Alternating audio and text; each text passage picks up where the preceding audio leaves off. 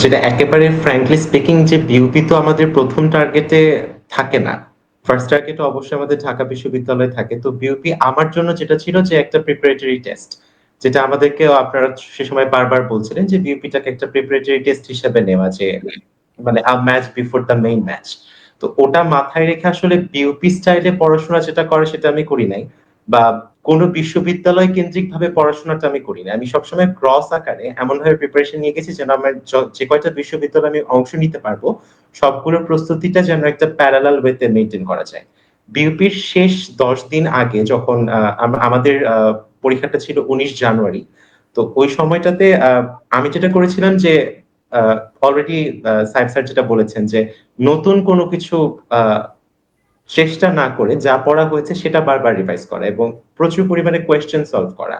এবং আমি একটা কথা মানে আলাদাভাবে উল্লেখ করতে চাই যে আমি কিন্তু সায়েন্স ব্যাকগ্রাউন্ড থেকে এইচএসসি এর পরে সিদ্ধান্ত নেই যে আমি বিউনিট বা তে পড়বো একদম স্পেসিফিক্যালি যদি বলি। তো ওই জায়গা থেকে আমি কিন্তু স্কুল অফ এক্সেলেন্স ছাড়া আর কোনো অনলাইন প্ল্যাটফর্ম বা কোনো অফলাইন কোচিং এর সাথে যুক্ত ছিলাম না। তো আমার প্রস্তুতি শুরু থেকে শেষ বিউপি কিংবা ঢাকা বিশ্ববিদ্যালয়ের পুরোটাই ছিল স্কুল অফ এক্সেলেন্স এর যে গাইডলাইনটা সেটা থেকে করা। তো আমার শেষ ১০ দিনের প্রিপারেশনে যেটা সবচাইতে বেশি উঠে এসেছে সেটা ছিল যে টেক্সট বুক। কারণ আমাদেরকে বারবার স্কুল অফ এক্সেলেন্স থেকে টেক্সট বুকটাকে অনেক বেশি প্রায়োরিটাইজ করা হতো। এবং আমাদের বিউপির আগে দিয়ে আমি আমি যদি আমার যতটুকু মনে পড়ে যে এফএএসএস এবং এফট্রিপল এস ফ্যাকাল্টির জন্য বিশেষায়িত কিছু মডেল টেস্টের কথা ছিল। তো ওই মডেল টেস্ট গুলোর আগে আমাদেরকে সিলেবাস দেয়া হতো যে এইভাবে উইকলি দেন একটা পূর্ণাঙ্গ মডেল টেস্ট।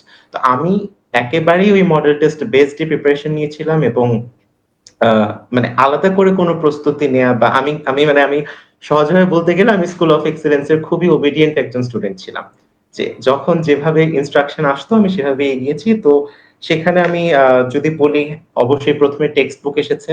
তারপরে অনেক বেশি কোয়েশ্চেন সলভিং এর ব্যাপারগুলো এসেছে। আর নতুন করে কোনো কিছু অ্যাটেম্প্ট করি নাই এবং আমার যেটা মনে হয় যে বিউপি তে ভালো রেজাল্ট করার একটা বড় রিজন ছিল যে বিউপিটাকে একটা প্রিপারেটরি টেস্ট হিসেবে রাখা। যে এটাতে দেখা যাক যে আমার প্রস্তুতি কতটুকু ভালো। আ এটাই আরকি।